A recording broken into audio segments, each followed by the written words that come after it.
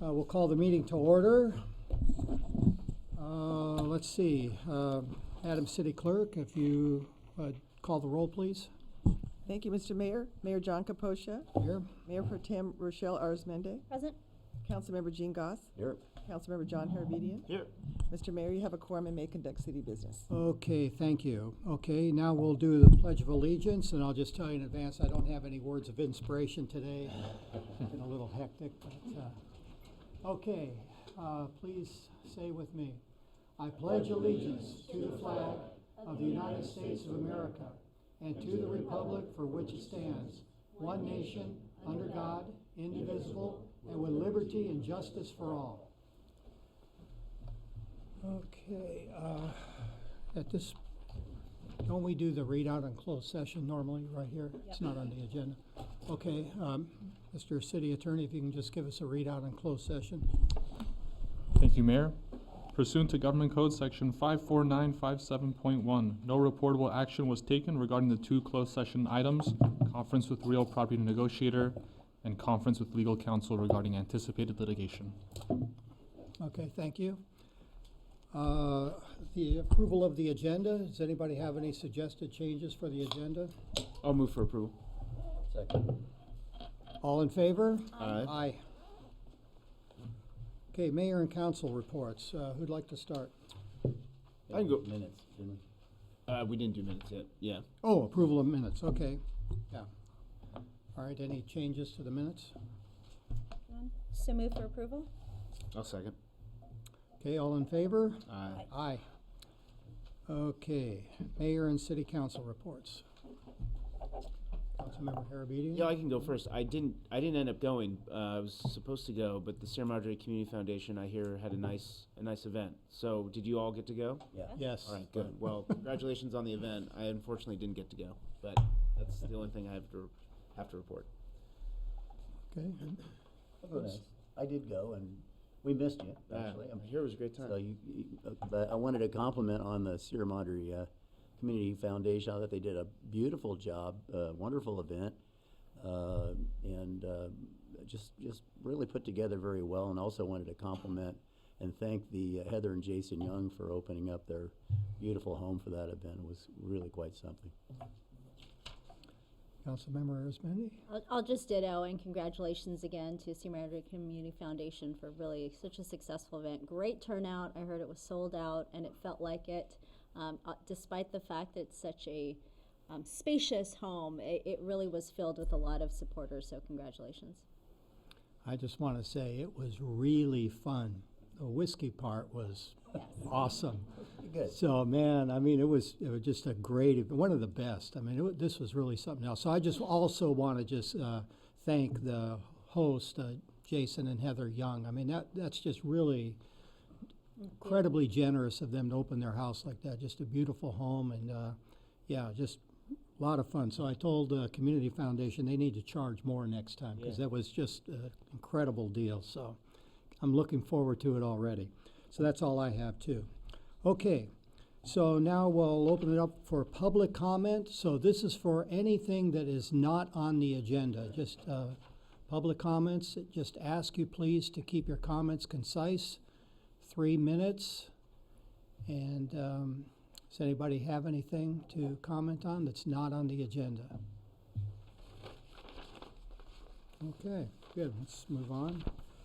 Okay, consent calendar. Madam City Clerk. Oh, we have presentations, I'm sorry. Okay, we have the Sierra Madre Rose Float Association. Are they here? Oh, yes, I see, okay. Oh, yay. Portrait.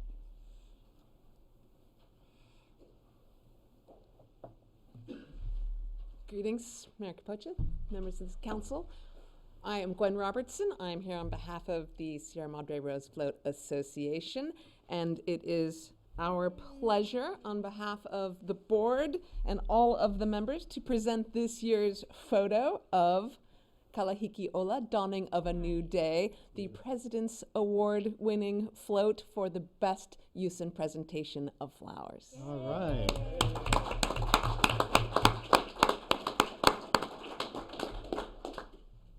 We love love lining City Hall with those portraits. And is this the 13th out of 14 years that we've gotten an award, or the 12th out of 13? I can't remember. 13 out of 14? You were right, 13 out of 14. So That's it is a fantastic. long streak of excellent work. And I know most of you have come down, but we have people come from around the country and around the world that come every year. Some people once called it adult winter camp, where you come and you stay up late and you eat lots of candy and you make lifelong friends. So we have a community worldwide that comes to join us in Sierra Madre to make this float what it is. So it's a great pleasure to offer this to you, and thank you for everything. Okay, thank you very much. And speaking of Rose Float Association, Robert brought it to our attention that we did not have an AED. And the chamber took it upon, we thought it was an excellent thing. It's very near and dear to our hearts. So we wanted to make sure that they had one. And I noticed it's on Pulse Point, but I noticed I know there's more AEDs in town, but they're not showing up on Pulse Point. The only other one is on the rec center. But I know there's others around town, so I don't know how to fix that, or if that's anything we're allowed to do.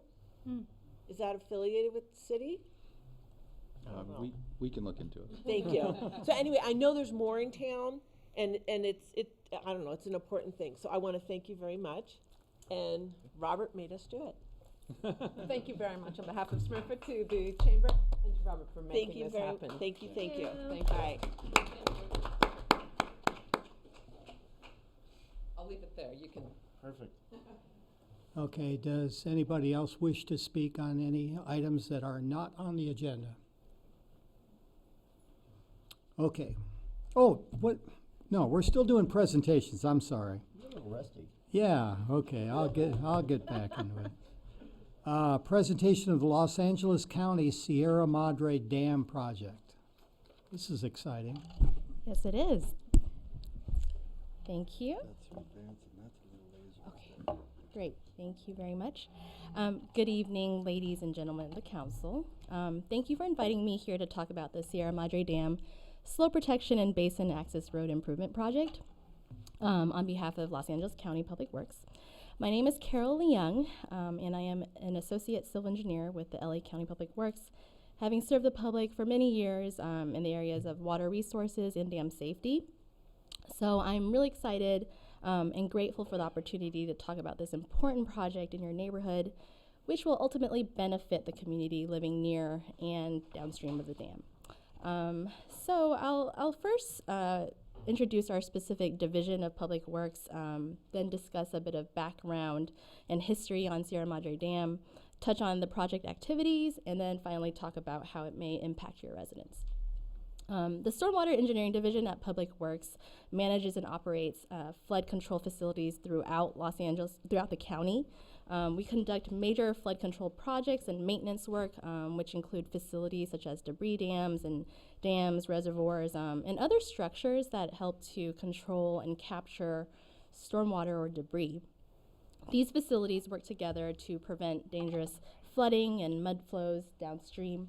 And some of these dam facilities are 100 years old. And some, like Sierra Madre Dam, are about 90 years old, and they're located in cities such as yours. So with that being said, we, Public Works, are committed to preserving and maintaining Sierra Madre Dam and the overall facility for the local community here.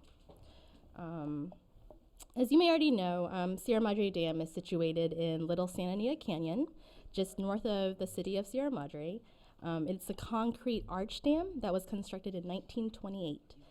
Even though it was built as a dam and historically held water behind it, Public Works later converted it into a debris dam with a free draining outlet due to some earthquake stability issues that were discovered in the early 1980s. So now we consider it a debris dam, and its main purpose is to protect downstream communities by retaining large amounts of sediment and debris that stormwater flows may bring, especially if a storm rolls through immediately after a major fire event, for instance, bring lots of material into the basin. The California Division of Safety of Dams, also known as DSOD, is the state's regulatory department that provides oversight on the maintenance of dams throughout California, ensuring dam safety for public safety. So they impose a restriction on the amount of debris that we can actually hold behind Sierra Madre Dam. So there's a limited quantity of sediment that's calculated to be safe. So once enough material has accumulated behind the dam and the sediment reaches a certain level, the DSOD mandates that Public Works haul out the sediment. So cleaning out the debris dam is an important task for the county, and we've been diligently cleaning out the basin over the years as often as necessary. The picture to the right, to my right, is an image of sediment hauling, sediment clean out. But this project really will not be to that extent of an operation. So we're way more limited in our operation. So once this project is completed, sediment can be hauled out safely and efficiently. This project, though, is primarily aimed at providing a safe and stable access road for our workers to enter the basin and remove the sediment. Other facility improvements will also greatly extend the longevity of this facility as a debris basin, such as installation of a rockfall safety barrier, which is required due to the continuous erosion of the mountain.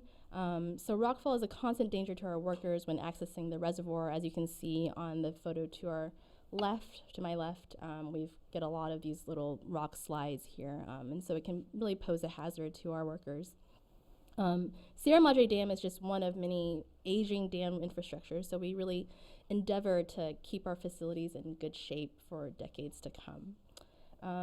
So here's an image of some of the project activities along our facility, a little bit of repaving work. So how does this impact you and your neighbors in this area? The project is anticipated to start this September and last approximately 1 year. Concrete trucks and construction equipment will travel along Sierra Madre city streets in certain residential areas.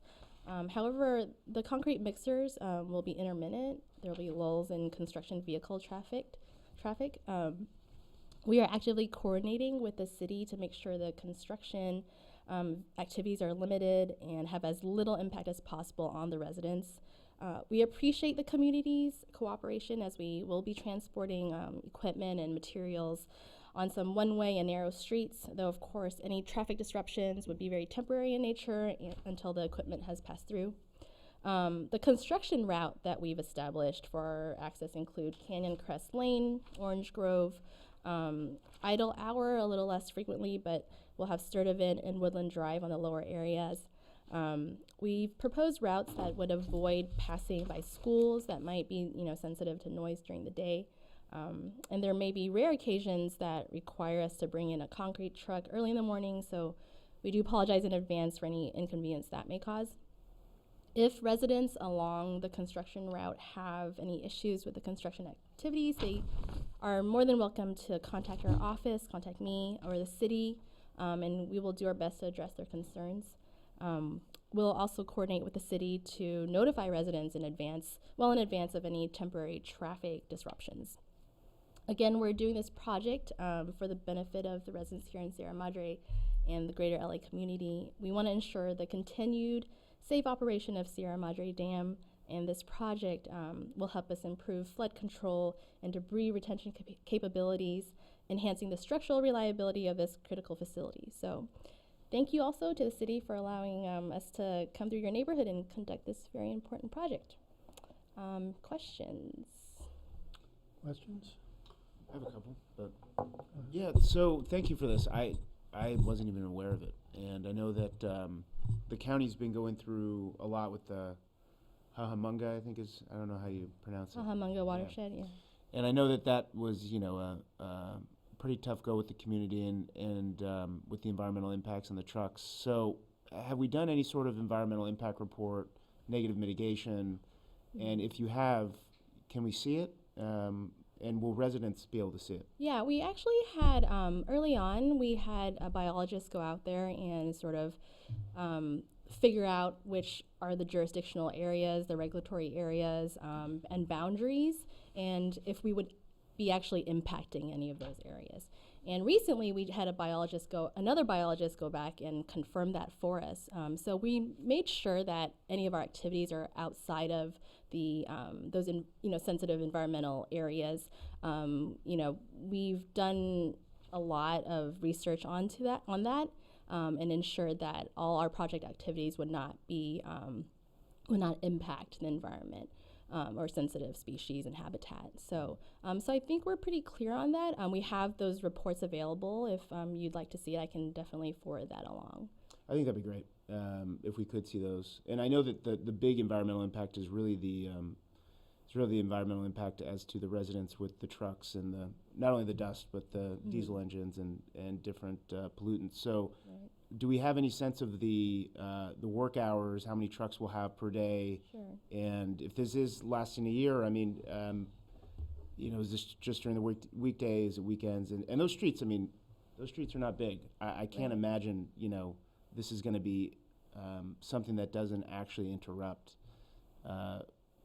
people's lives, near the routes. So Sure. So we've definitely considered all those factors, and our work will only take place Monday through Friday between the hours of 7 to 4:30, I believe. So we've tried to keep it limited to during the day, on the weekdays, not weekend days at all. And so, we've also worked with the city on trying to figure out, what size trucks we can bring through, how tall, how wide.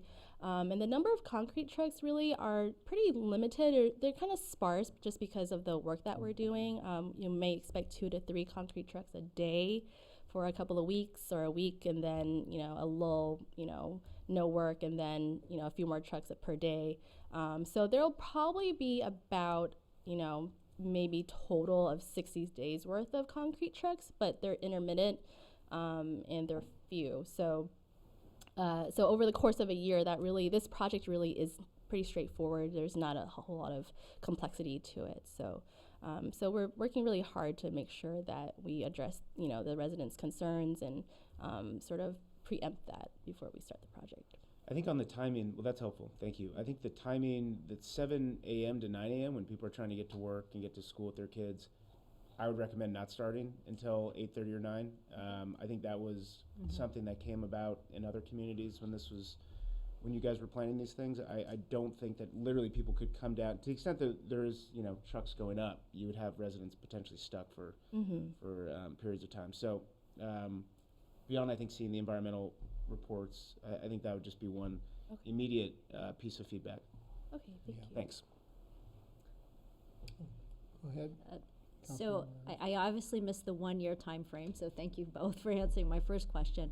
But my second comment would be regarding our red flag days and our wind days, and understanding that you for the most part using it to just travel through, but in addition to what Councilmember Harabedian had commented on the times for when parents or families are commuting in the morning. But just making sure when we do have those red flag alert days that we are really not utilizing and we're adhering to the local ordinances. Absolutely, and we have in our contract too, to ensure that we're, not going to do we pay attention to red flag days, and our contractors avoiding schools, and making sure we're aware of those sensitive hours. Great, thanks. Councilmember Goss? Couple of quick questions, just points of clarification, that's all. So the primary benefit to the community in general, not just us, is you'll be able to get up there faster to take sediment out, or increase the volume of the sediment removal, or what's really... Allow me to clarify, thank you. So there's a safe elevation that we can accumulate sediment to behind the dam, and so we need to do these sediment cleanouts if there is if we're approaching that elevation, right? So in order to do that, we have to travel on this very precarious access road it's the only road basically that enters into the basin where we can get behind the dam and haul out that sediment. So our objective is really to make sure we have a solid road, stable and safe road to enter into the basin in order to conduct any future sediment cleanouts as necessary. So that road, as it is now, is not adequate for the task. It is not. It is. It's eroding. It's been eroding for many, many years, and so we're just making. We want to make sure that it's stable for our crews to go in there. Thank you. Thank you. So you're not actually removing sediment this time? Okay. No, this is not a sediment removal project. Yeah. Okay. Okay, any other questions? Okay, well, thank you very much. Thank you. Okay, so now we'll move on to the consent calendar. Thank you, Mr. Mayor. We have 4 items this evening. The first one is adoption resolution 20-08 of the City Council of the City of Sierra Madre approving certain demands. Item B, recommendation to approve the notice of completion for the 2019 water main replacement project. Item C, consideration of authorization to request bids for fiscal year 2019-20 street resurfacing project. And D, consideration of City Council Resolution Number 20-10, a resolution of the City Council suspending enforcement of Chapter 17.22, second units of the Title 17 zoning of the Sierra Madre Municipal Code, pending receipt of comments from the California Department of Housing and Community Development. And that includes the consent items for this evening. Thank you. Okay, any questions on any of the consent? None? None. You're obedient? Okay. Thanks. Okay, any public comment on any of the consent items? Okay, hearing none. Do we have a motion to approve the consent calendar? So moved. Second? Okay, all in favor? Aye. Aye, but I'm recusing myself from item C because my street is one of those that's on the resurfacing, for what it's worth. Okay. Okay, so now we'll move on to our discussion items. Okay, number 1, Mr. City Manager. We'll have Management Analyst Carlson address this, Mayor. Oh, just by the way, though, I did invite our Clean Power Alliance folks. We've got our Chief Operating Officer and our community service, or how would you say it? External affairs. Yeah. Good, external affairs. Okay, so they're going to also give a presentation after the staff report. Good evening, Mayor and members of the City Council. Your first discussion item this evening is a consideration of setting a default tier level of service for residential and business power accounts in Sierra Madre. As you are aware, Sierra Madre joined what is now known as the Clean Power Alliance, or CPA, in October of 2017. This was done to provide greater local involvement in energy decisions, increase the amount of affordable renewable energy to Sierra Madre residents and businesses, attain opportunities for local energy programs, and reduce greenhouse gases that are emitted by creating electricity. CPA customers may select among 3 tier levels of service. Lean power, and that represents 36% renewable energy, and is a savings of between 1 and 2% over or compared to Southern California Edison base rates. Clean power, which represents 50% renewable energy, and is break even or a slight savings compared to SCE base rates. And finally, green power, which represents 100% renewable energy. This currently costs between 7 and 9% above Southern California and Edison base rates. At the launch of the program, Sierra Madre was asked to set a default tier for its customers, and the City Council selected the 50% clean power tier. It is important to point out that CPA customers may change their tier level at any time at no charge, and may also elect to stay with the traditional utility service of Southern California Edison. Sierra Madre now has the opportunity to change the default tier for residential and commercial accounts, and will need to inform CPA staff by April 1st for the adjustment to take place in October. The Sierra Madre Natural Resources Commission discussed this item at their February 19th meeting and unanimously recommended setting the new default tier at 100% renewable energy, and also backed with robust public outreach to allow customers to switch tiers easily. CPA's Chief Operating Officer Matthew Langer as well as Director of External Affairs, as the mayor had mentioned, Jennifer Ward, are in attendance and would like to provide additional comments and also to be on hand to help me answer some questions. Okay, yeah. Okay, we'll let you folks give your presentation, and we'll open it up for questions from the council to either the CPA or to Mr. Carlson. Hey folks, thanks for having me again. It's always good to see this council. So I'll keep it pretty brief, and I mainly want to be able to be here to answer your questions. So, you know, James talked you through the different options. I will say I think Sierra Madre was a very successful enrollment for Clean Power Alliance.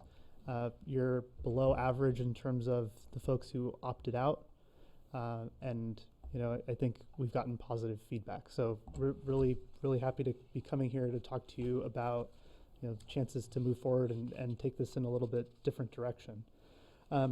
There's currently 10 member jurisdictions who are on the 100% green default tier. And just a couple observations from those is one of the things we see is a little bit higher opt-out rate and opt-down rate in those members, but it's actually maybe not as much as you'd think. There's actually, you know, a lot of other factors that determine whether or not people want to either opt out or opt down or change their choices. So if it's something that you're thinking about doing, I can provide you from any other numbers, statistics you want to see. But one of the things is it's an interesting experiment we've run in that, you know, as James said, it's a 7 to 9% premium to go to 100% renewable energy, and that's a commitment that people are making. And what we're seeing is that, you know, 85 to 95% of the people, depending on which city you're talking about, are sticking with that default choice. So we see that as a good sign that people are responding well to what we're offering. And so I'll talk a little bit more about that. Just a couple things to be aware of as you're considering this is just a couple of the aspects of a policy that our board adopted recently, and that has to do with the notice requirements. So basically, if you'd like to make a change this year, you have to make that change by April 1st. We would do coordinated marketing outreach with the city. We'd like to have that branded by the city, co-branded with Clean Power Alliance. But this is a choice that the council it's not a choice that Clean Power Alliance makes on our own. So we think it's important that that communication really be coming from the city to the residents and businesses in the city. That's an important piece of this. And so just a little bit more on communication, which is that we would do at least 2 notifications. If you were interested in doing more or different, we could do that. But we'd at least do one prior to enrollment and then another one, or one prior to the default change, and then probably another one right around the time of the default change. Make sure there's no surprises for customers and make sure that there's a clear communication about what you're intending to do if you choose to change the default. I'll leave most of the time for questions, but a couple other points. One is that for an important consideration in this is what happens to low-income customers and folks that have medical conditions and they're on a program called Medical Baseline. And so for customers on qualifying programs, we offer essentially a subsidy program where customers are moved to the 100% default tier. But if they're in those income qualified programs, they stay at the same price. So their rate doesn't go up. So it's a way for everyone to participate in the community, but without putting on an extra burden on the folks who can least afford it. So just a little bit on the benefits of 100% clean energy. You know, a lot of folks are interested in reducing their greenhouse gas footprints, and I think the city of Sierra Madre has its own views on that and policies and whatnot. But when you think about all the different options that you have to reduce greenhouse gas emissions, this is actually one of the most cost-effective ways to do it. I know you're looking at different options with solar and maybe storage and some other things, but it's really a quick and easy way to get all the way there for 100% clean energy. And then the last point I want to make that's really important about this is that when you change the default, customers still have their choice. So if a customer wants to stay with 50% clean energy, they can stay at 50% clean energy. And if a customer already opted down to 36% lean energy, that choice sticks. So we're not going to override anyone's choices, and folks can continue to make different choices if that's what they want. Okay, good. Can you, I'm sorry, can you clarify that? So if someone, let's say most residents are at 50% right now, we're saying if we opt in for a default at 100%, they don't automatically go to the 100%? No, that's not, yeah, good clarifying question. So there's a certain number of customers who called us up or went to our website and already reduced from the 50% Down to 30. down to 36%. We keep track of that, and when we do the default change, we exclude those customers from the default because they've already affirmatively expressed their choice. So we leave them where they're at, but anyone who just stayed at the 50%, those, or if you already went up to 100%, nothing happens. But for the folks who all stayed, which is the vast majority of customers that stayed at 50%, those would be the ones that would be moved up. And then, of course, they could have the option of coming back down. Thank you. Okay, any questions for either our staff or CPA staff? One thing for our staff, thanks Matt for coming and the whole team. It's always good to see everyone. Have we looked at how this would impact if we wanted to? I think we had opted out certain municipal accounts, if I'm not mistaken. If we do go to 100% clean energy, would we have to opt back in by April 1st? And if so, have we looked at the cost of that? Councilmember Harabedian, so it sounds like because we opted down to the 36% level that we would remain there. I'm going to let James explain the type of account that our water account is. We left a lot of the other ones alone, but we made the choice specifically for water. Yeah, the very large accounts that are used time of use, those are actually up above 15% higher than Edison. So, and in Sierra Madre, fortunately, it's only city accounts, so we didn't have to do any outreach on that. So, and it's just the few high energy using water distribution accounts that we set down to the 36%. Which we're about to get solar for. So I hope so. Yeah. Okay, well, that's helpful. Okay, any other questions for staff? Can I first, I should have said this in the beginning, but how this came about on the agenda, because when, at the time John Harabedian was mayor, we did our State of the City, and, my part of it was to talk a little bit about the CPA, and I mentioned a couple things about this, how we were at the 50% level, and South Pasadena was at the 100%. They opted in at 100%, and I always compare with South Pasadena. It's a very similar city to ours. We're two of the smallest cities in the San Gabriel Valley. But I just found it surprising. Well, just first, full disclosure, I'm on the CPA board right now, and John Harabedian preceded me on the board, so we're very familiar with the operation. So staff had sent me a report about Sierra Madre and how many people we had in each tier. And I was absolutely shocked at how few people had opted up to 100% clean power, number one, because Sierra Madre, views itself as an environmentally minded community. And I thought, as you said, Matt, this is like one of the easiest things you can do to avoid burning greenhouse gases is to just opt up to 100% power for roughly on average about $10 a month for the average person. So South Pasadena opted for 100% clean power.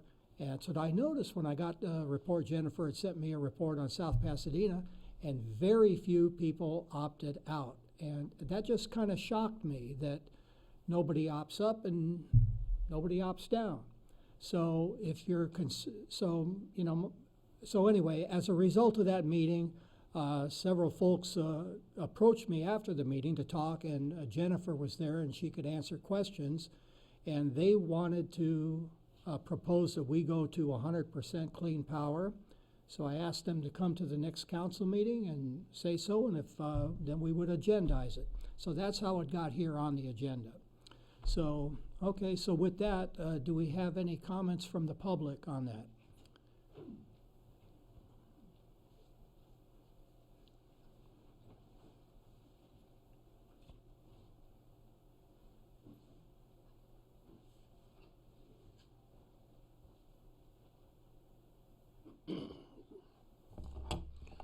Ron Coleman, 520 Fairview. The only thing I would request is that somehow somebody explains how the billing happens. I happen to have 16 solar panels on my roof, and so I get a bill once a month from Edison, and trying to get answers from Edison is how many buttons can you push and never get anybody to talk to you. Then I've tried calling Clean Power Alliance, and all I want is, I'm on the 50%, excuse me, and I think what would be very good is to explain to people you're going to get a monthly bill, and I believe that bill, because Edison does your billing too, as I understand it. But I get a monthly bill, and as I think I have done enough research, not talking to anybody, that monthly bill that I get is for the infrastructure charge. In other words, from the wire from the pole down to my house. And I thought that would be a fixed rate, but no. Then, just earlier this month, I reached my annual settle up with, when you're on net metering because you have solar, you end up paying, you can choose to pay once a year or whatever. But then I just can't figure this out. Now, one of the number one reasons is that Edison's website, I've been looking for to be able to read the bill or your bill or whatever bill, and they keep having problems. So I think it would be good to explain to everybody, even though Clean Power Alliance, well, I don't know. If you're not on solar, maybe you get billed every month. Anyway, so I think it would be very good to explain the billing structure so people understand what they're getting into. Thank you. Okay, thank you, Mr. Coleman.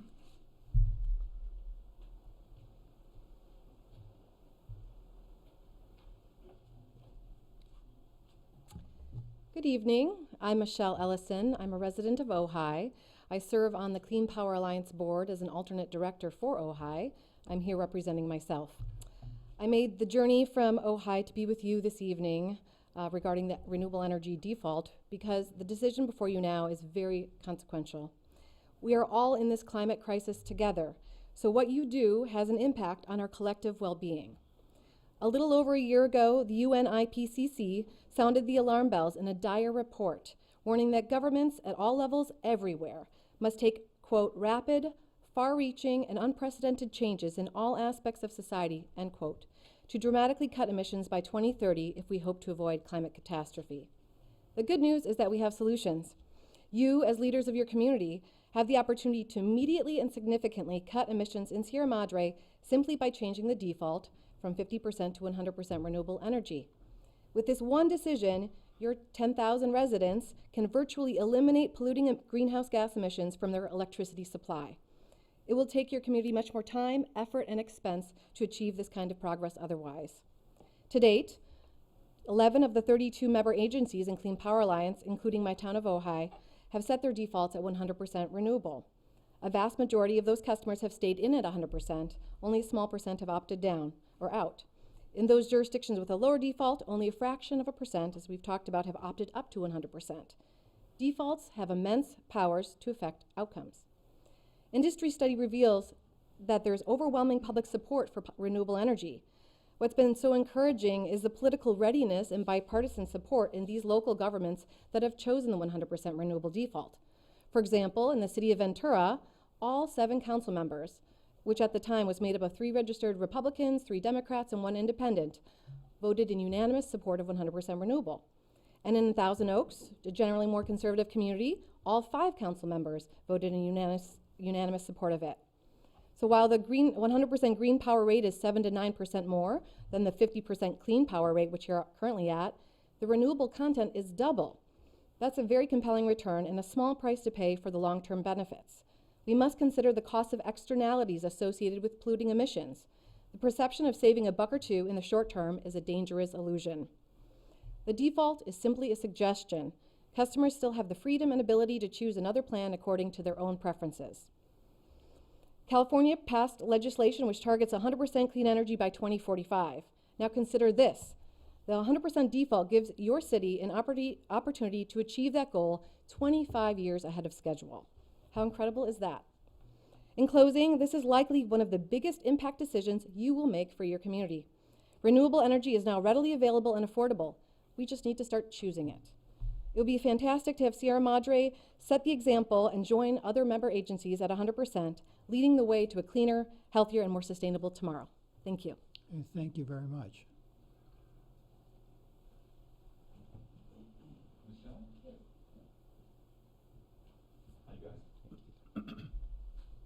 I first want to thank Michelle of Ojai for making most of the comments that I wanted to make. Okay, I want to thank John. Thank you very much for getting this on the agenda, both Johns.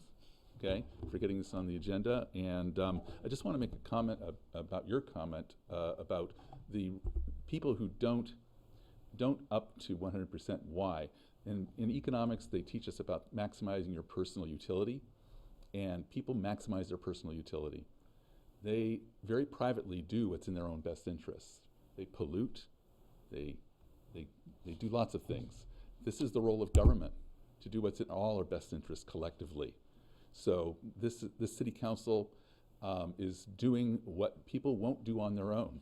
And I look forward to the day, to be quite honest with you, where we don't get to opt in or opt out, because we all need to opt in. That's what laws are for.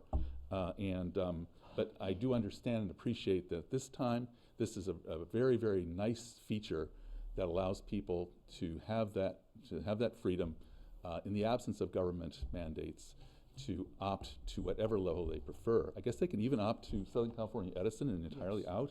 Yes, you can. Okay, so they have lots of choices, and people can debate whether that's the right thing to do in a climate crisis right now. I just want to mention that the fourth National Climate Assessment, published last November, concluded that future risks from climate change depend primarily on decisions made today. And then in yesterday's editorial in the LA Times called "Baby Steps Won't Fix the Climate Crisis," the Times pointed out that what's now pretty obvious, that far, far more needs to be done, beginning with converting our reliance on energy from fossil fuels to renewables as fast as is humanly possible. To that I add amen. And I just want to add one more thing. I really want to commend this city council for taking the action in the first place in 2017. Mr. Carlson, the council, this is what leadership's about. We really appreciate it. Okay. Sir, can you say your name? Keith Berman. Keith Berman. Okay, would anybody else like to speak on the issue? Good evening. Excuse me, you can just, if you wouldn't mind, just come up behind him. Anybody wants to speak, so we don't have a lot of time between speakers. I'm sorry, Mr. Parkhurst. Yeah, good evening. My name is Robert Parkhurst. I am at 375 East Grandview Avenue. I am a member of the Sierra Madre Environment, Energy, and Natural Resources Commission. I'm really glad you're taking this up. I'm also a member of the Community Advisory Committee of the Clean Power Alliance. A lot of folks have said what I was going to say, so I will keep it brief.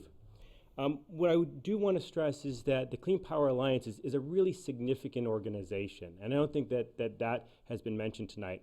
It serves 3 million residents in 31 cities in Los Angeles and Ventura counties. It is the largest community-based power purchasing organization in the country. So while our act at 11,000 residents is small, as a part of this larger collective, it is much, much greater. One of the other things that's significant about CPA is that the energy that they're buying, the renewable energy they're buying, is local. So not only are we getting renewable energy, we're getting energy that is in California and increasingly in Ventura and Los Angeles counties. I want to thank the council for your leadership on this. I want to support this change. And I also do want to stress the communication plan. I do think that it's important that people understand this. I think Mr. Coleman's comments are spot on. I am a recovering utility employee, and I still don't understand the bills. So it is a challenge, but I still think the core message is pretty straightforward. We've got a little time to make the changes that we need to. This is a great opportunity for us to do so, and I completely support it. Thank you. Thank you. Hello, my name is Ron Barola, and this is my wife, Cecilia Hyun. We both live here in Sierra Madre, and we found out that this was coming up from our friends from Ojai, actually, and we came out to our first city council meeting because this is so important to us. And we just wanted to support this move because we understand the success rate of switching the default to 100%. And we would like to continue to live in a community that reflects the values of our family. We have 2 children. We feel like this is a really, really small yet incredibly significant choice that the city can make. We want to support it. Okay. The only other thing, this is actually more a question for the CPA people, but I would love like some really cool statistics or something that I can post on the Sierra Madre Facebook group, because I think it's a great opportunity to also help raise more awareness and to help Sierra Madre set an example for the larger LA community. Okay, if you can leave your contact information with Mr. Carlson, and we'll be sure that we get that. That's a good idea. Thank you. Okay, thank you. Good evening, Council, Mayor. I'm Bill Patzert, 442 Mariposa Avenue, proud resident of Sierra Madre for 33 years. I've also been a climate scientist for more than 50 years. People said important things here this evening, but let's get to the bottom line. What we're all about here is we have to wean ourselves off fossil fuels. And what better opportunity than to go 100% renewable energy? And in the long run, for everybody, it's going to be cheaper. Remember, solar and wind cost less than coal and gas and oil energy. And looking to the future, the more of us that invest in renewable energy, the cheaper it's going to be for everybody. And by the way, I opted for 100%. Thank you. And it took me about 2 minutes on the phone. Thank you. Great. Okay, anybody else like to speak? Okay, we'll bring it back to council. Okay, any comments or suggestions or? I came in leaning against doing 100% for one reason. The last time we met, we were in a very uncomfortable position of having to have an 8% rate hike jammed down our throats by our waste hauler, Athens. And we all had to do this because of a statewide mandate. So this comes on the heels of that, and so this would be a de facto increase in what people are paying out of their monthly bills. But let's face it, if the facts are that most cities are having 85 to 90% of the people maintain their default level, then I think people will just have to, I'm out of the view that we ought to give them that choice, and I suspect that they will rate this as a much higher priority, and I suspect we will be right in there, or maybe even higher. I think Sierra Madre will probably be higher than 85, 90%. So I'm going to bite down hard with that last increase we had to vote for 2 weeks ago, and I like the idea behind the theory. I think it's a wonderful thing that we could say this about Sierra Madre, that we're not going to be using power for the most part that is produced by fossil fuel. You know, I neglected to read into the record a couple of emails I got, so if before you comment, I just want to get that done. So this is back to public comment again, but an email from Marguerite Schuster, a longtime resident in Sierra Madre, and I'm quoting her: "I strongly support 100% clean power default if and only if such a choice is not later used to undercut a mandate for rooftop solar on all new construction. Rooftop solar is space efficient. It does not involve massive solar installations on our ever more threatened wildlands. That said, we have very nearly run out of time altogether to cut greenhouse gas emissions and avert the worst of a progressing climate catastrophe. I would be proud if Sierra Madre were to exert leadership on every possible front in this regard. Okay, that's the end of her quote. Then I also have a letter from the Sierra Madre Environmental Action Council. Dear Mayor Capocha and City Council members, I'm unable to attend tonight's council meeting. The Board of the Sierra Madre Environmental Action Council, SMEAC, wishes to state its endorsement of the City Council's considered proposal to select the 100% clean power tier as a default for all city residences and businesses. We would be very proud and relieved to know that our city is making a bold and responsible decision to purchase 100% clean energy from the Clean Power Alliance to help reduce the city's carbon footprint to the best degree possible, especially given the facts that residents can opt out to lesser levels if desired. SMEAC has very high hopes the council will enact this proposal and be a proud leader amongst others in the San Gabriel Valley. Our community and the planet depend upon smart and caring decisions such as this to combat the devastating consequences of climate change around the globe. Respectfully submitted, Allison Snow, SMEAC President. So again, my first day back in running the meeting. I've Doing a great followed job. up a few times, but got that done. So, It's in. yeah. Yeah, no, and I'm in favor of this. Thanks to Keith Berman, who spoke tonight and who also brought this to our attention and really got this on the agenda, and Mr. Parkhurst for his continued leadership with the CPA, and really the CPA staff, Matt and Jennifer for being here, and Michelle from Ojai. That's a long drive. So for you to come down here means a lot, and the residents to speak on behalf of this. I think that Mr. Coleman's points are well taken. I think that we do need more clarity. The last 2 years, it's been a learning process for those of us on the board and the council members in making this more user-friendly for folks, and I think we still have a ways to go. But I do think that the 100% clean power default is really the right choice. It should have been the choice, I think, from the beginning. I think we lived and we learned from, our choice, which was let's give everyone a choice, and hopefully more people opted up. I opted up right away. I know a lot of people did. Well, not a lot, but some people did. And I'll tell you, I didn't notice the difference in the costs. I really didn't notice the 7 to 9% increase. But I'll tell you, it's a proud moment every time you get to tell someone that individually, my carbon footprint in what I use in my house is neutral. And I think that is something that Sierra Madre folks and residents as a whole would be, really proud to say as well. So I do think that, the main thing here is people do retain choice. If they don't want to, if the costs are too high and they don't want to stay at 100% clean power, they can opt down or opt out altogether. But I do think this default rate was so much stronger than I think we thought it would be.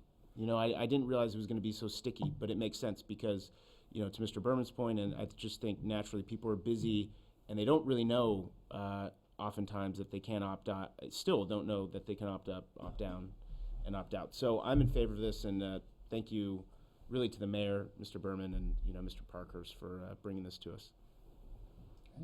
So it sounds like we have the votes tonight, and I thank everyone for all of their comments.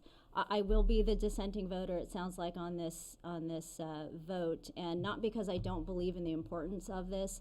I think as Sierra Madre, we're early adopters in the CPA. I think reducing greenhouse gases has been much of our conversation. It's been part of what we're doing in our committees.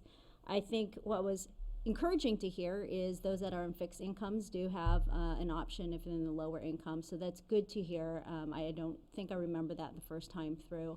But I have two concerns. One is those on fixed incomes, and again, we're understanding that they have the option to opt down. I think the reason we're not seeing a lot of changes or opting up or opting down is still an education and outreach piece. And I think we need to continue doing that. So I'm not saying that we shouldn't continue to strive towards increasing our 100% opt-in, but I think that's an education piece that we can do better as a city. Maybe we can coordinate, if this vote goes through tonight, may not be one of the concerns. But yeah, to me, I think it really is talking to folks and having them understand that there are options. But to dictate what that option is from the get-go, understanding that there is a bigger purpose, I think is really challenging in our city, especially when I think of walking through and campaigning through this town and talking to many of those that were on the fixed income are probably those that are not really well in navigating through some of these scenarios. So I applaud the efforts of this work. I think we can do better encouraging people to understand how they can to make these options on their own, but I personally feel that it should be an individual option to opt into the 100%. But again, applauding these efforts and knowing that we can really work towards this 100% green power, and it sounds like it just might happen anyway. Okay, I won't say nearly as much as I normally would on this because I think we have the votes to go this way, so we're just going to do it. But I do want to say the issue about some folks being confused is a real one. I talked to a gentleman today who's very environmentally aware, and he had actually looked at opting up and was confused. And he, you know, when he's talking to me, he says, you know, now that I think about it, I can't even really give you a good reason why I didn't do it, but I'm in favor of you guys doing this. Another person I talked to today had some of the same comments as Mr. Coleman, that he opted out completely because he has he's on the net metering, and he couldn't get answers from Edison or from the CPA as well. And I know at that time we were just a startup, but we've really got to make sure that we've got that customer service thing down pat here. So I'll talk to you a little bit later about that, how we reach out to these people a little bit better, because I'm absolutely confident this person will come back and go 100% clean power if he understood a little bit better. So just given that, I just want to say one more thing. One of the reasons I opted up, number one, is, of course, because I really believe in the science that we need to reduce greenhouse gases, a personal thing with me. But I saw this as just a really, really easy way to offset my other bad habits. As Mr. Berman pointed out, we all have very bad habits in what we do, and I certainly have some, but I do have some good habits. We conserve water. 30% of the electricity used in California is to move water, and again, this is just a really easy thing for $10 a month roughly, and it probably won't even cost me that because we don't have that much of an electric bill to start with because we hardly ever run air conditioning. So this is just a really easy thing to do, and I just think this is really important that we take the action as leaders in the community, even though we all know people that would be against this. This is really just an opportunity for us to make a difference outside of Sierra Madre as well as within our own town. So with that, do we have a motion? I'm not sure what we're voting on, though. Is this for residences and city accounts, or what are we? How did we define this? Yes, this will be for residential and commercial accounts. It's a recommend or a direction to staff to notify CPA of your decision. Okay. All right, do we have a motion? So I'll move to recommend to CPA staff that our default rate would be set at the 100% clean power level. I'll second it. Okay, all in favor? Aye. And did you vote? I didn't hear you. No. No. So you said no. Okay. So then Oh, I'm sorry, I just didn't hear it. I just wanted to just be clear on the record that we did have 3 aye votes and 1 opposed, so, okay, thank you. Okay, thanks for everybody for coming. Okay, next on the agenda, consideration of award of contract, Mr. City Manager. We'll have management, and Carlson will address this as well. Mayor and members of the City Council, the next discussion item this evening is consideration to award a contract to Rec Solar Incorporated for design and construction of a solar photovoltaic system at the city yards at a cost not to exceed $1,248,000. Staff is recommending awarding the contract as well as authorizing staff to negotiate and enter into a power purchase agreement with the firm to fund this project. At the January 28th City Council meeting, Council directed staff to bring back this consideration of an award to the most qualified firm that had presented the best value project. Rex Solar was determined to be the best firm of the 8 proposals, and last month's conceptual project was based on their submission. Subsequent to the meeting, the project developer with Rex Solar, Preston McGill, approached staff with a funding option that would allow the project to move forward with no out-of-pocket costs. The mechanism of a power purchase agreement allows for the project to be paid off using energy cost savings over a specified period of time. This option appealed to staff as it provided immediate benefits of offsetting nearly 1 million kilowatt hours of traditional energy per year with locally produced clean energy. This eliminates an estimated 715 tons of CO2 emissions per year. It also provides budgetary flexibility to fund other important capital improvement projects such as library or water infrastructure in the near future.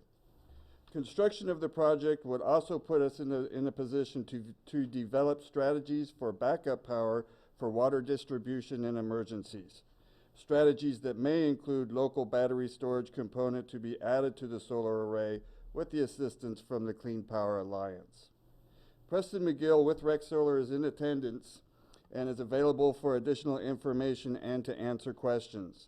But before I conclude, I would like to reiterate my sincere appreciation to Robert Parkhurst and Matthew Schneider, 2 residents who volunteered their experience and knowledge to make sure we are bringing the best possible project in front of the City Council. Thank you, and I'd be happy to answer your questions. Okay, questions? So, thanks, Mr. Carlson. So the idea would be, if we were to approve this, we would then, the actual agreement and power purchase agreement would come back to us, and we would enter into that, at a future time, or are we actually just approving the power purchase agreement in theory? We could do that. We're asking for authorization Okay. for the city manager and myself to That's do fine. that negotiation. Yeah, I just wasn't clear if that's, so we would just be approving it tonight under these That's the guidelines? request. Okay. And you are, so is the idea now that we would be getting into a power purchase agreement where we would essentially be financing it, through this option of the no out-of-pocket costs, rather than, we originally had thought about potentially putting significant money into it at the, at the front end, so that the break-even point comes a little bit, sooner. So where's the break-even point now? What we're looking at is an opportunity to do a project with no out-of-pocket costs, and kind of put off that energy savings we would have that we talked about at last month's meeting towards the end. Now, what was proposed as an example to be negotiated would be we would buy it out in year 12, and then we would realize $150,000, $160,000 cost offset at that time. It's our intention to negotiate so that a future council may have an opportunity to pay it off a little earlier and realize those savings earlier, depending on what they're looking at for capital improvements. However, we would not be able to do it before year 5 without substantial penalties, and that's to be fair to their financing. Mm-hmm. Got it. Okay. Thank you. Questions? Yeah, so I'm just not clear again. Councilmember Harabedian asked a question. We are voting to approve that you go back and negotiate the power purchase agreement. And award a contract and negotiate the terms of the power purchase agreement. So if you can't come to terms on the power purchase agreement, then we would pay for it? No, we would let you know that we didn't come to terms. So this is only under the power purchase agreement? Yeah, no other options as outlined at last month's meeting. I think we gave you variable options of certain amount down or all at once. Those are off the table here. This just makes too much sense for flexibility of future budgeting concerns. Right, so then you'll bring it back for final approval of the terms and conditions under what? We can, yes. Well, yeah, because, we don't know much about it right now. So, Mayor, Council could certainly vote to have us bring back the final negotiated agreement for approval. The recommendation tonight is to award the contract to Rex Solar, allow us to negotiate favorable terms and then execute it. but council is certainly able to ask us to come back for final approval. That's appropriate. Well, yeah, I'm just not sure it's 100% clear how this power purchase agreement works. And, you know, you mentioned, what, 12 years before we would then get the. Yeah. Well, we're gonna do public comment It's actually, in just a second. I'm the project developer. It's the that I mentioned. Oh, yeah, Yeah. okay. So I can help James. Come up Yeah. to So your question is, you're not sure how that power purchase agreement works, or what is your? Well, yeah, I'm not really clear on what that is and why that is and how is that better. I mean, I do understand clearly that one of the advantages of it is we don't put up our capital, you know, so this is, nothing out of pocket for us. Mm-hmm. So if you can just kind of walk us through so we just understand a little bit better, because, you know, my concern is that, you know, we're going to have to explain this to constituents later down the stream, and I want to make sure we can just. Yeah, totally agree. So for the record, my name's Preston McGill. I'm from Fresno, California. Work for Rex Solar, which is based in San Luis. A power purchase agreement is basically a way for the city to get the equipment. You're trading your tax credits that you can't use, which normally a commercial entity would use, in exchange for a fixed stable rate over time. And so the finance company, in our case, Duke Energy, we're actually owned by Duke Energy, which is a utility from the East Coast. So we're providing financing from our own in-house system. We're not using a third-party banking system. So the numbers that I reviewed and the things that I've looked at are basically concrete, and we can offer those, so you're not going to see things like come back next meeting, oh, we changed this and changed that. Like, that's what we're working with. And so in an easy way to describe it, basically right now you're buying energy from Southern California, right? Well, we're from our clean power. Right, but through the navigation of clean power in Southern California, right? Mm-hmm. And so in exchange, you put the solar out there, you don't pay for it, Duke buys it, puts it out there, you have an agreement instead of to buy it from Clean Power Alliance, to buy it from Duke Energy. So you're paying right now 9 cents, 13 cents, whatever it may be. The power purchase agreement, obviously to give you savings, has to be a lower per kilowatt rate than what you're currently paying. And so the goal is to negotiate agreement through the scope of work that the city wants to do, what we're wanting to do, and to install the equipment and make the margin that we set out to make originally, not with any change orders, and provide that energy over, essentially the contract is 20 years. Now, you don't have to keep the contract for 20 years, but the term that we initially offered is 20 years. The terms can be 10 years, 15 years, 30 years.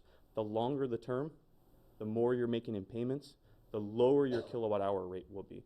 The shorter the term, kind of like a home mortgage, right? The shorter, the higher the rate per kilowatt will be. So the plan for this basically power purchase agreement path to ownership is that the city does this power purchase agreement, doesn't spend any capital to get the solar, and then earmarks the savings from the solar at what point, 11 years, you'll be able to buy the system outright. So there's the capital cost of the system, there's the savings that we would have, we're not paying anything, we pay Duke for some, we have some savings left over. Year one, it's about $30,000 we have left over, not spend anything. So we found you $30,000 in savings by buying energy from solar a little bit less expensive. Now that savings grows over time as your utility rates increase. And we took into account a 3% conservative inflation rate. And so looking at your costs over time, it's year 11 where your savings are greater than the buyout payment. And that buyout payment is on a schedule from essentially us, the finance company, saying, hey, if you buy it at year 5, here's our loss of capital. You know, it's kind of like the termination cost. Now there's termination costs and there's buyout costs. They both have schedules. They're all individual years. It really depends on what the city wants to do. Looking at the plan that James and I put together, the termination value, which is just a buyout amount, is about $500,000 in year 11, and the savings in year 11 cumulatively is about $560,000. And so at the end of that year, we have more money than we started out with by essentially not spending any money. We buy the system at year 11, and then we have all those additional savings that we weren't getting by paying the PPA provider, about $150,000, $160,000. Now, the caveat to that, let's look at the cash route. If you spent cash, you bought it with 100% of your own money, which we have funds, you're looking at about a 9-year break-even point. And what that means is that you'd spend the money today, and for 9 years you would be in the hole, right? And at year 9 and 1 day, you would actually start to make yourself money. the difference between the cash purchase and the PPA for the city is that you can't get any tax benefits. If you could use tax benefits, all those things, sure, go the cash route. But the PPA, because the financing for the industry has come down to a level where cities like yourself can adopt these things, it makes far more sense to continue spending what you're already spending, plan to have those savings to buy the system out, and use that CapEx to do other things in the city, like improve your parking lots and whatnot.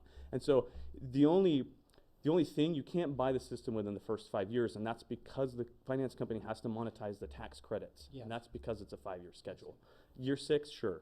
Okay, so just a question though, Yes. I mean, so really what we're doing here is we're gonna purchase the power from you, and the difference between what your cost is for the power and what we would normally pay goes to you.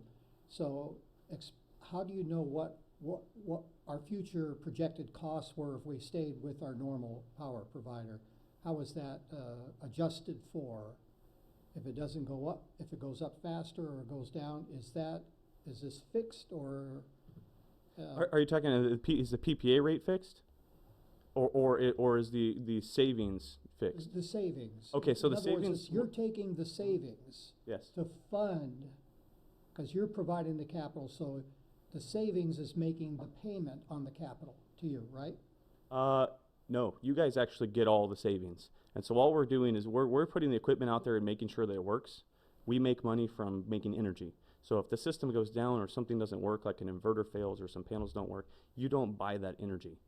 Just, you know how you have like purchase agreements. This isn't a take it or leave it agreement. This is a, you buy as it's being produced. So essentially, we would produce all this energy. You would pay us for what it produces, and your savings for the city comes from the difference of what the solar energy costs you to what your market cost of energy is. Okay, so right on the get-go, day one, what is the difference between what you charge us versus what we pay today? It's about 4 cents per kilowatt hour. You're charging us less. 4 cents less. So. And over time, that difference grows? Well, the difference grows because of the utility inflation that's going to take place over time. If you look forward 5 years from now, the utility rates are not trending down; they're trending up about 2 to 3 per year. So yours is a 3% year over year? No, ours is a fixed, no escalator. That's another benefit to a power purchase agreement like this. We can do an escalator, but the offer that we have so far is a 0% escalator. And so let's say the city decided to not buy the system at year 11, keep the savings, and do something else with it. You can keep that agreement for 20 years and have that fixed cost of energy for 20 years, where right now we don't have a fixed cost of energy. Yeah. So it's really, you're locking in your price of energy, right? And whether we decide to buy it or not is not necessary. Okay, all right, well, that helps, yeah, thank you. Can I ask a quick question? Yes. Follow-up? Sure. So, I mean, obviously there's benefits because we'd be using clean energy. I know roughly we spend $500,000 to $600,000 a year on municipal energy through Edison. Do you know roughly what our yearly energy bill would be through the power purchase agreement? Yeah, let me. This is like a deposition. Can you tell me what that answer is? Yes, not to my knowledge. No, I've been to a deposition before. Yeah. Oh, you do? Okay. Yeah, James has got it here for me. Okay, so in year one, your utility cost without solar is $406,752. This is your last annual cost.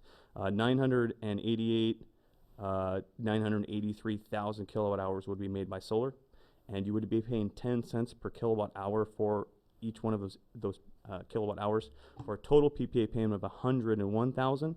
Your utility savings would be 125,000.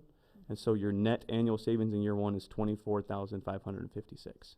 And so you're essentially, it's like changing your car insurance or cell phone, right? You're just changing to a different provider for less savings, just like we're talking about clean power. But we are saving money, even with not accounting for the fact that we're not paying anything out of pocket. So we're using all this clean energy, and we're also saving money in the process. Yeah, as soon as it gets turned on. I mean, think about it. You're basically, the whole project's going to be built. We don't have to spend anything. Right, which as is soon as it gets turned on, those kilowatt hours go back into the grid, and we get credit for them. So my second question, and I want to hear from Mr. Parkhurst on this. I wish Matthew Schneider was here, but why would a city, I guess you work with a lot of entities like us, why are cities not doing this option? Yeah, that's a good question. They're scared. They're scared of what? Just making a decision that they don't feel comfortable with, because we researched this, and there are cities that haven't done the power purchase agreements. I know that there's I think the latest one that did it was, I don't know if they did it through you, but the city with all the oil wells, I think was, I'm blanking on the city name, but one of them. Coalinga. Huh? Coalinga? Oh, no, it's a different one. But so there's been some cities that, which cities have done it with the power purchase agreement with you, and which cities have not? That's a really good question that I don't know exactly if Okay. I can give you the best answer.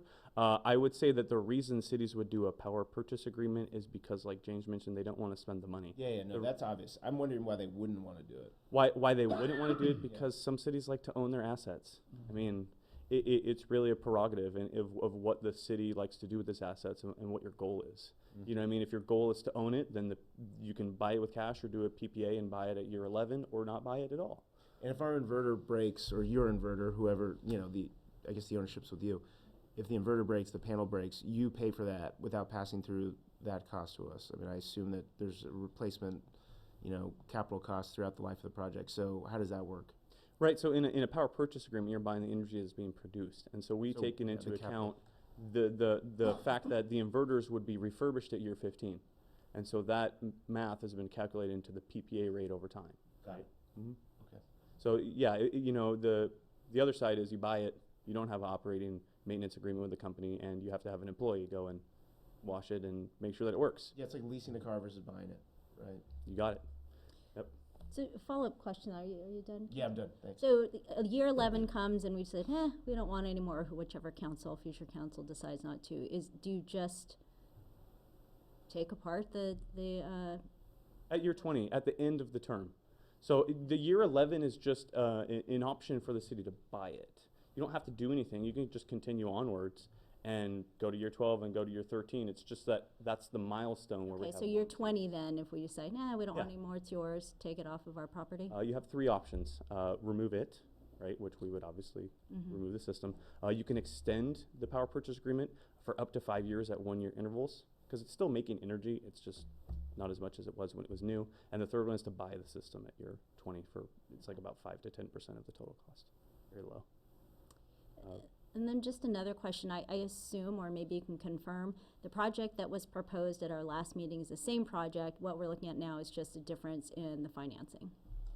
That's correct, but James has some extra stuff to add on that. Yeah, it is essentially the same project. We are looking at moving the project slightly to the east to avoid the residents on the west and to maximize the layout of the water basin.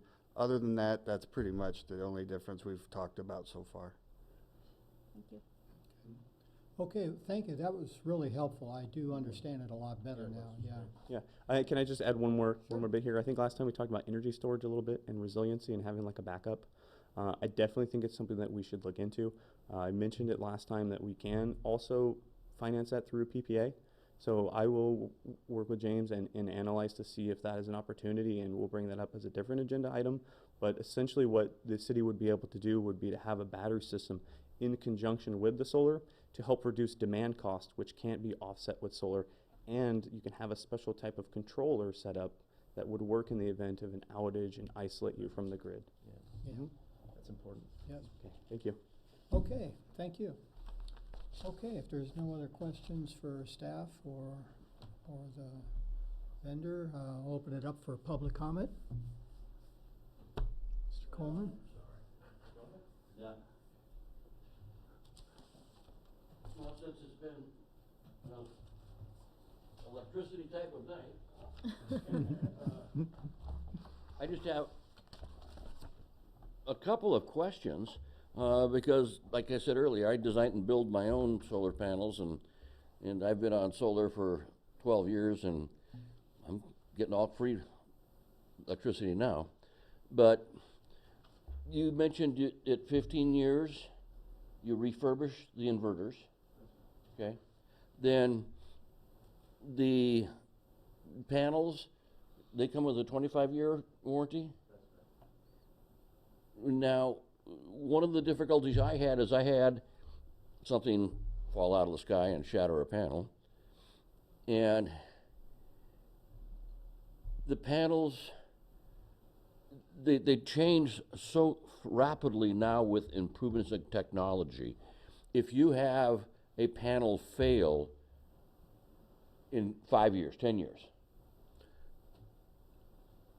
are you going to have in this contract spares that match what you have?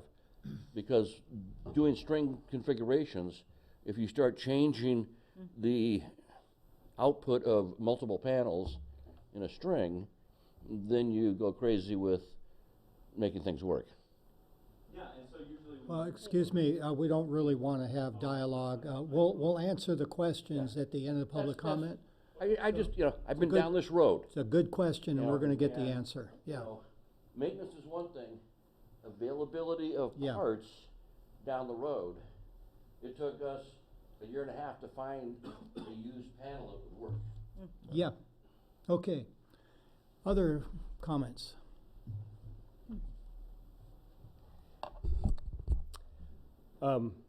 So thanks to council and staff for pursuing this. I think this is a really exciting project. Sierra Madre is one of the largest energy users in the Clean Power Alliance. That our accounts makes us one of the largest ones. And it's because of how innovative we are with water. I mean, I think it's one of the reasons we were at the 36 renewable rate versus going all the way up. This project will supply the city, I believe, with 43% of its energy needs. So it's really significant. And so I do support it.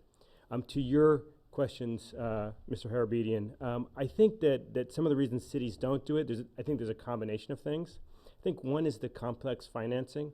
I'm not an expert in city budgets. I know that Mr. England has done a great job of doing that for the city, but I think that's one of the things of, to the point of Rec Solar, they're able to get credits that the city can't. So there's some complicated bond issues that can be done with that. I think that interconnection's always a challenge. You've got to have a place where you can connect into the grid very easily. You don't always have that. I think space is an issue. And I think that what we're seeing now is that we're seeing a decrease in prices over time, along with low interest rates, which allows us to have some very innovative financing options. So I think that's really exciting. With respect to the batteries, I do support it. I think it's a great idea. I think it's worth a longer discussion. I would not want to hold up the PPA for the batteries. And I also think that this is worth a conversation to have with the Clean Power Alliance. They're looking at potential incentives and rebates to get people to buy power. We may even be able to get CPA to help invest in and buy some of that. So I think that I support us going forward with the PPA for the approximately 500 megawatts of solar with the continued investigation into batteries. Yes. Thank you. Okay, any other comments? Okay, bring it back to council for discussion. I'll just share that I'm in support of this. I was surprised that this wasn't one of our first options to consider in financing with nothing out of pocket. It almost seems too good to be true, but it was helpful to hear some of the detailing in it. I think some of the issues that were addressed about the project itself at the last meeting, to hear we're having some movement to the east and maybe maximizing all of our water basin area is helpful to hear too. So I'd be in support of moving forward as is, but I would like to bring the conversation back with the battery and understanding about storage. And if that is a separate option we can look at, then I agree. I'd like to move forward on this part of it and get more information on the battery and storage later. That is the intent, right? I mean, we're going to look at, because even Ted Bardacki, the executive director of the CPA, he mentioned the other day that he wanted to talk about the battery, and he was in favor of us doing this. He thought it was a good idea, but did want to. That's correct, Mayor. We would like to look at battery storage, and I think our first conversation is with the Clean Power Alliance. Yeah. And then we move forward from there. Yeah, okay. All right, Gene or John? Just a point of clarification to Mr. Coleman's point. The replacement of future components of the system isn't really our concern, is it? I mean, that's the concern of the people that are providing the power. Yeah, I want to let maybe you could clear that up. Yeah, Yeah, I think the panels are warranted for 25 years. Inverters 15. Yeah, so the panels are warranted a power production, means that they're going to make energy for 25 years. Now, something happens, like a panel fails or an inverter fails, and you have a power purchase agreement, we have not bought it out yet, then it is the provider's responsibility to make those components work. And so usually in a project like this, we will have a pallet or 2 pallets of extra modules that actually sit in our storage in San Luis Obispo. So we have about the last 10, 15 large projects that we've done, go to our warehouse, different modules stacked away with that job for that exact reason. Things do go wrong, things do fail, and it's a lot easier to buy a couple extra modules, stick them in a warehouse, than it is to try to find something from 5 years ago. So yeah, it's the provider's responsibility. Mm-hmm. So just following up on Councilmember Arizmendi's point, it sounds too good to be true. No. It really does. I'm full support of it, and I really do thank all the staff and the residents here, Mr. Parkhurst and others who've been so diligent about putting this together. It's another really great move forward for the city. My only comment is why it seems good to be true is I think if my understanding is correct, is because, again, the tax benefits that are available to Duke Energy as a private enterprise versus Sierra Madre being a municipality. So just that savings allows you to do this cheaper than we can do it. So that's a great thing. We get to take advantage of tax benefits that are not really ours. So, okay. Yes, I'm in favor of it also. So, And I am too. And just thank you to Mr. Carlson for all the hard work, Mr. Parkhurst, Yes, Mr. Schneider, who's Thank not you. here. You just a tremendous amount of hard work that went into this, and thank you for Rex Solar for bringing forth such a good proposal. So I guess I'll move for approval of this with the caveat that I think we do want to see. I think we'd all be more comfortable just to see the power purchase agreement come back, just so that we are, absolutely clear as to what it says. So, so I don't know if you want us just to say we're giving you approval now, how you want us to word it, but my motion would be to approve the power purchase agreement negotiation, and then, to bring back to council, with, final terms. yeah, final terms for us to approve. I think that's plenty of direction. Okay, great. So that's the motion? That's the Okay. motion. I'll second. Okay, all in favor? Aye. Okay, unanimous in favor. Okay, thank you very much, everybody. Thank you. Okay, last on the agenda is parking. Hi, good evening, Mayor, members of council. So the final discussion item for tonight is the consideration of ordinance 1426, which would amend Title 10 of the Vehicles and Traffic Code of the Municipal Code. So currently, RVs and commercial vehicles are allowed to park overnight in certain sections of downtown. So that's across the street from the fire station on the boulevard. This discussion has come up before in the past, and some of the major concerns have been sightline distances, health and safety risks, and also finding a way to accommodate our RV owners in the city.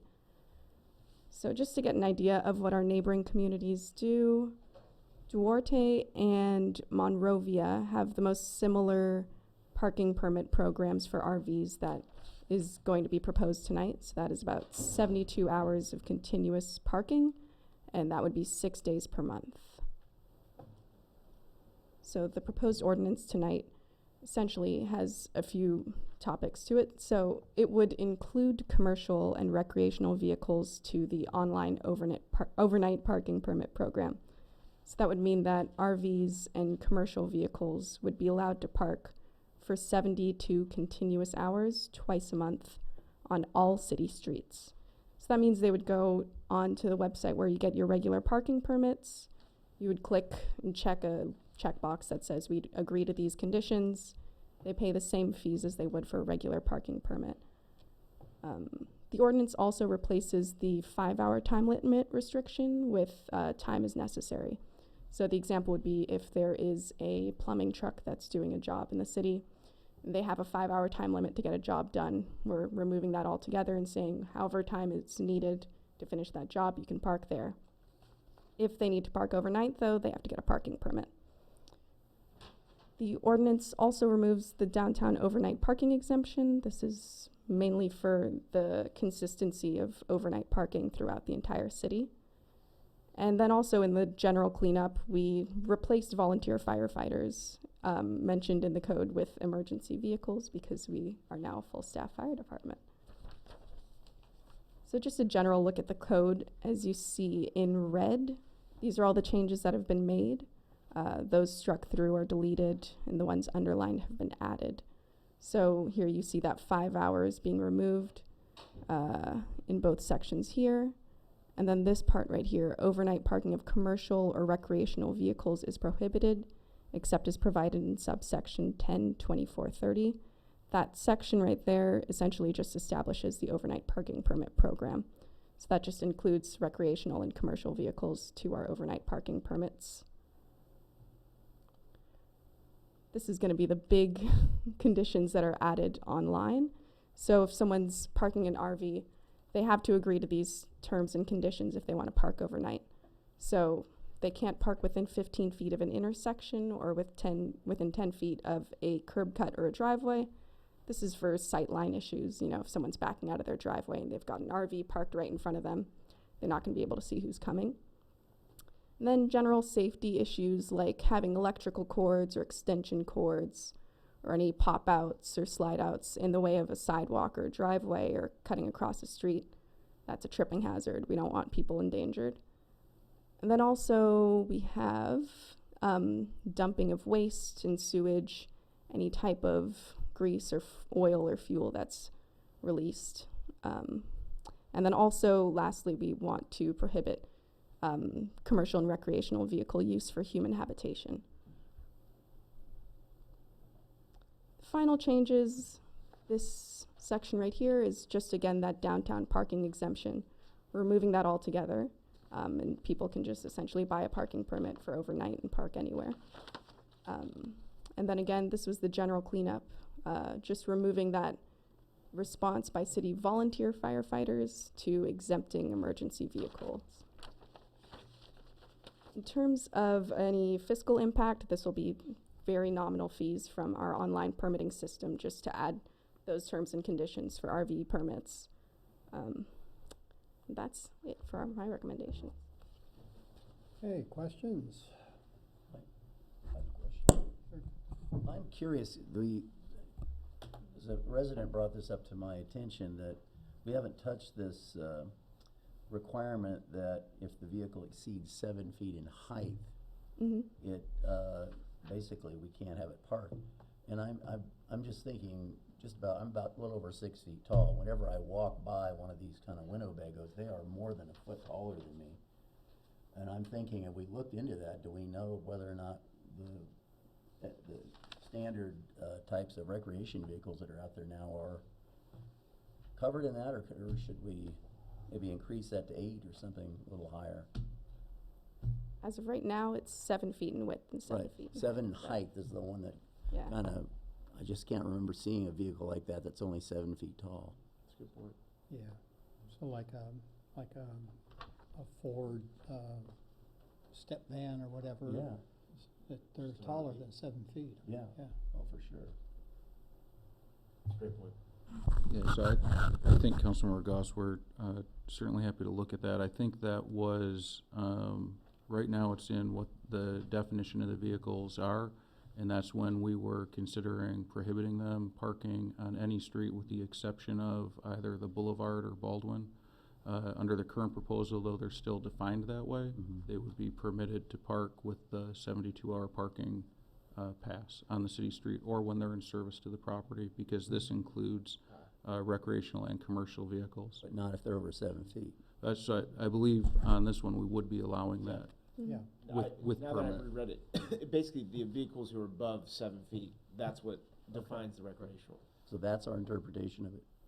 For, we have interpretations are different for recreational or commercial, but so if you are in a Winnebago, for example, that's 6 feet 11 inches, then you're not considered an RV for this purpose. I got it. Oh, See, I understood the question differently. Yeah. I thought the concern was there are common vehicles that are higher than 7 feet that are not commercial vehicles nor recreation vehicles. Right, That was kind of part of it, but my primary concern was vehicles. For the- There are in fact pickup trucks running around with apparatus on the back that are higher than that, I'm sure. Yeah. So for the purpose of this, if the pickup truck we're discussing is higher than 7 feet, if they want to park on the street, they can get a permit for 72 hours, six days per month. Okay. I have a question. City emergency vehicles are allowed to leak oil, but RVs are not? Would believe Automobiles not, can leak oil, but RVs can't? This Not is quite sure item that's G actually here. code as well, yeah. Leak or emit any type of grease, oil? I mean, Would lead to really? another sections of the code. That's a good point, Mayor. I think the intent was to exempt them from the parking restrictions, but I do agree we should amend, so we're not allowed to live in the fire truck, for example. I think it makes sense. Well, no, I just, like I say, a car, you know, right now, it's not illegal to drip a little bit of oil. All cars leak oil, don't they? So I think I see, I misunderstood your wrong? question. Yes, the intention of this is mostly for the potential discharge. We're certainly not going to come up to someone who has an oil drip and cite them. I think we should just scratch that. Okay, whole thing. we're happy to do that, Mayor. Okay, but anyway, we're still asking questions here. So. The only, there's a question, a question on that. I read that more, I guess I skipped over grease, and then I just looked at fuel and other harmful substance, which I assume is feces. I assume we don't want people just basically, National Lampooning it. No, that's covered already on D. Let me see. So the intent was that any harmful discharge that RV has, but I do think it's covered under D. I agree. Okay, well, I don't have any other questions. You? One other question. So, commercial recreational vehicle, item, number B, park a commercial recreational vehicle within 15 feet on an intersection or within 10 feet of any curb cut or driveway. Is that a standard measurement you'd find in every city, the 10-foot rule? How do we determine that? 10 and 15 feet, I surveyed a bunch of other cities, so 10, 15 feet was kind of a standard. I think Duarte is about 15 feet as well. I'm not quite sure about Monrovia, but. How would we handle this if we have someone in the city who doesn't have that enough space in front of their house to meet those requirements? Because I know of a family that doesn't, and they routinely park closer to their driveway entrance than this 10 feet. So is that something we're gonna give them a brief over? For when it's in service to the property, loading and unloading? Recreation vehicle. Right, so what I'm saying, when it's in service to the property, they're loading or unloading, then we're not gonna give them grief over that, but if they wanna park it overnight, they'll have to go to an area that's 15 feet away from an intersection. And that, okay, all right. So they cannot cover their own driveway. Correct. Because this particular family's been parking there in front of their house now for at least 20 years that I know of, possibly longer. So this is actually gonna under this proposal, inconvenience one family, I know. yes, under this proposal, again, when they're loading, unloading, they're not gonna get grief over that. But if they wanna park overnight, right, the primary concern is line of sight, and when you're approaching intersection, or a curb cut, if you can't see, it makes that, navigation of the street more dangerous, so. This is line of sight for their own driveway. Well, if it's an intersection, for example, if people are. It's their own driveway. So, right, so I guess we have to look at the specific driveway. There are gonna be people who park their RV today who are not gonna be able to park their RV in that spot when it's not in service to that property. And I think I'd just offer an answer to that is it's dangerous for somebody driving down the street if you're backing out of your driveway and there's a big RV. There's no reaction time. You know, all of a sudden that car just appears out of the driveway. They can't see past it to see that a car is coming. So you're talking about the threat to the car on the street. There's that threat too. So, you know. But again, as you say, it's only overnight. I mean, you can park it right up to your curb cut if it's the daytime and you're loading and unloading. Well, they could park it across the street. They could, yeah. Okay. Any other questions? Nope. Okay, open it up for public comment. Getting a lot of exercise tonight, Mr. Coleman. You know, I didn't know I was gonna have this much entertainment. I'll bet you've getting got an down to RV. where I wanted to be. It was, I got to learn a lot tonight. Okay, okay.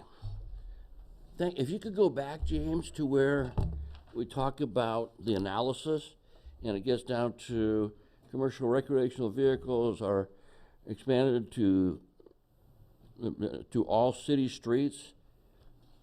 I think it's the slide before. Oh, I'm sorry. Oh, you got the driver's seat. Okay. I'm sorry.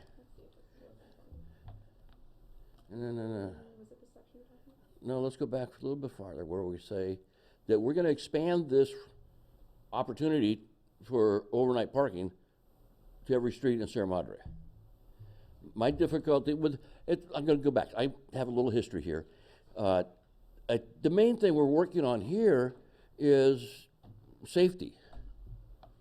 And if we're going to expand this to every street in Sierra Madre, I have a problem with that. Because talking with the fire department, we have a 8 feet wide fire truck, and they're used to having a 10-foot lane. And so if we have a street that is not wide enough to accommodate an RV on one side, a car on the other side, and have a lane for fire protection, so we might want to maybe socialize this with the fire department. And little rough numbers that I did, we're going to take a regular RV, which my wife and I went out to where we park ours, and they're 7 feet to 7.5 feet. I got deducted to 1 minute only? Okay. We'll make a slight exception for you, Mr. Coleman. I am a big exception. I'm sorry. So anyway, we're doing some little math and talking with the fire department. We have an 8-foot wide fire truck, an RV that we're going to say is 7 to 7.5 feet. They can't park next to the curb exactly, so we're going to add another foot to be out. Anyway, doing some math and then having the car on the other side, I was going to suggest that we add, well, you guys added G. I was going to add G, but on your alphabet of what the person has to do to get a permit, something to the framework of the permittee must ensure that the street that they're parking their RV on is X feet curb to curb. That way it's not a deal where they're going to complain the city isn't going out and measuring every street. You already have a laundry list of things that people are going to have to check off on the alphabet.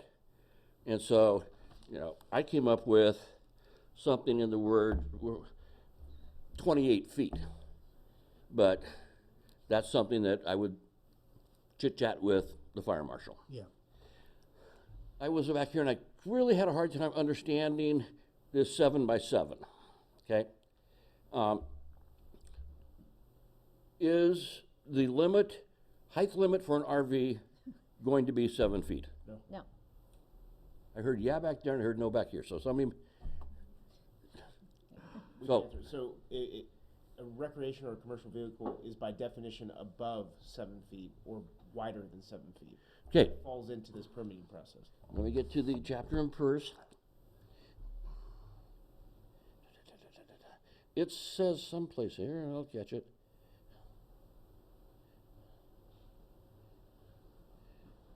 It says that the vehicle parking should not be over 7 feet tall or 7 feet wide. I think it's pretty clear. I mean, again, just state your question and we'll answer the question later. Is your question, how is a RV defined? Is that what you're asking? No, I know how it's defined.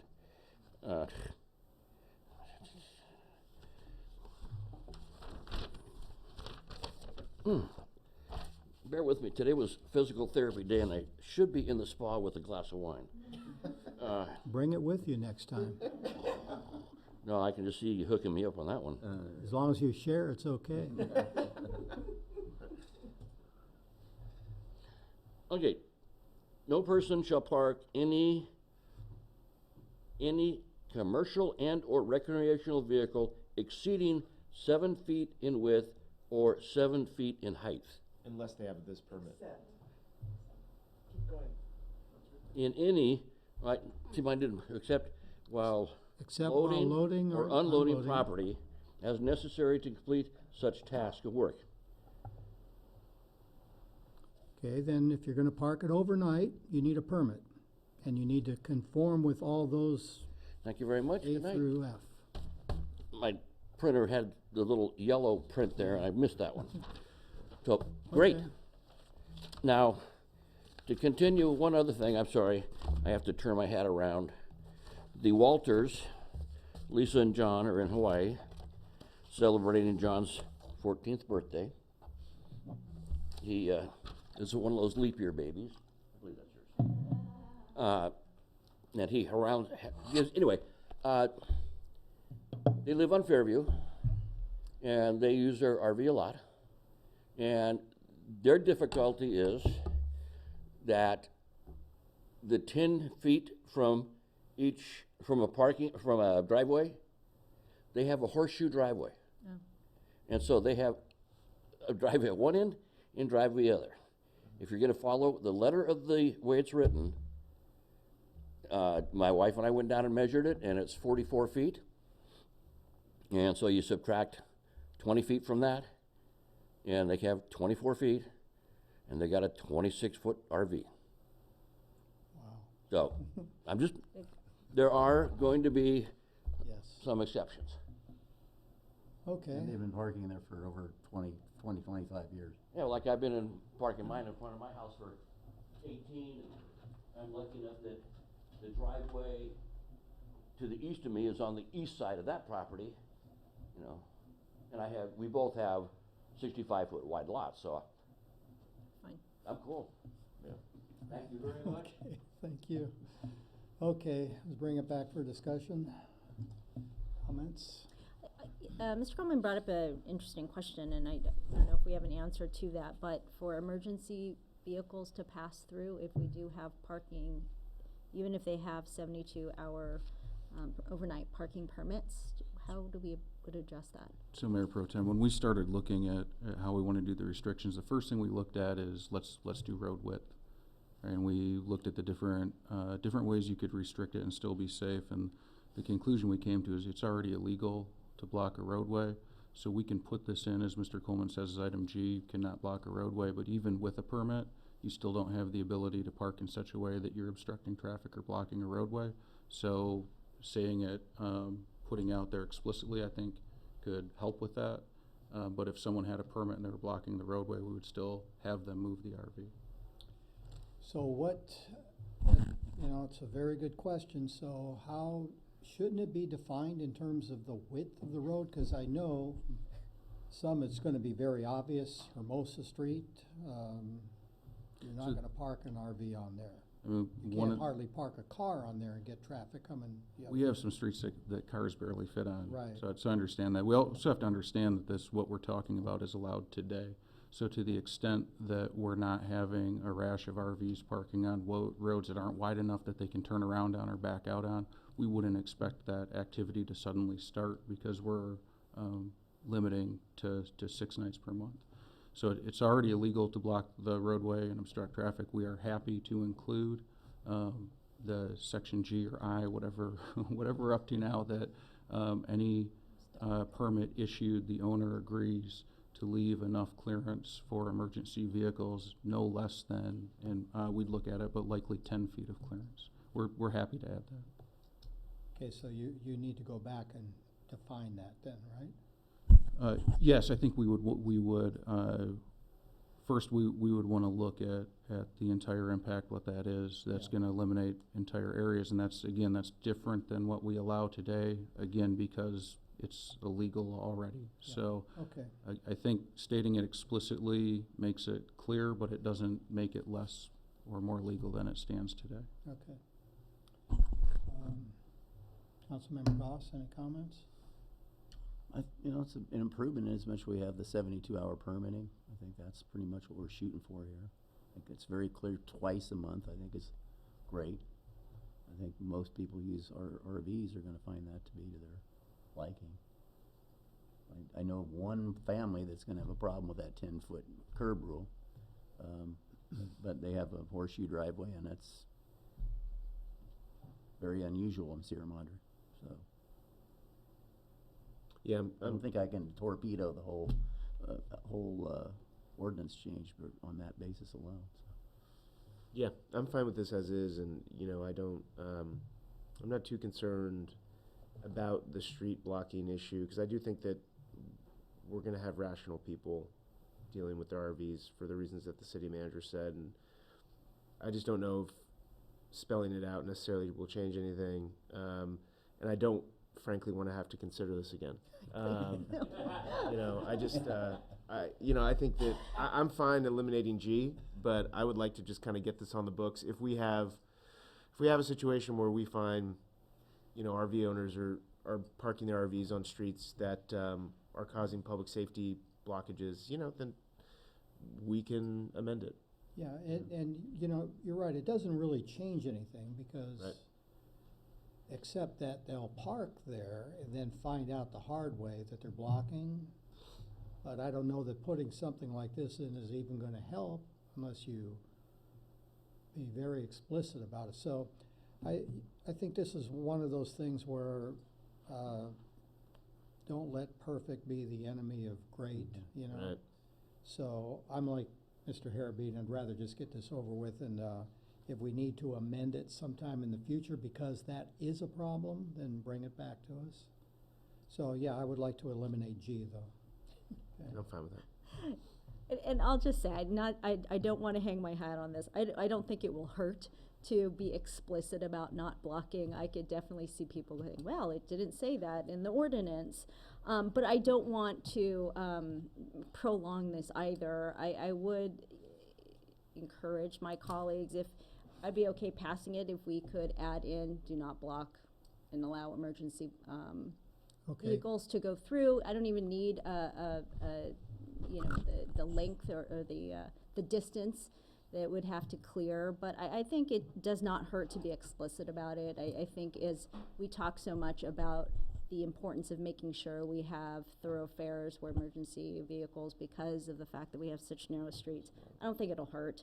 But I'm okay passing it with the, if we could add that, if my colleagues will consider that. I'm good with that. And you don't have to even. Just a real quick statement, just like you said, I would offer that's not a substantive change, and I'll defer to the deputy city attorney, but we can likely add not some language around not blocking emergency vehicles and strike section G without having to come back to council again. Okay, Yes, that would be cool.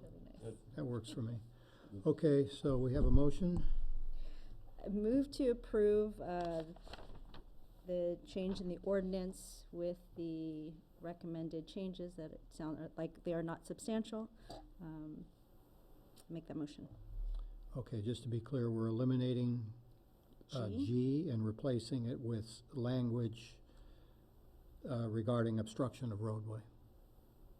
Okay. Second? I'll second it. Okay, all in favor? Aye. Okay, it passes unanimously. No more RVs.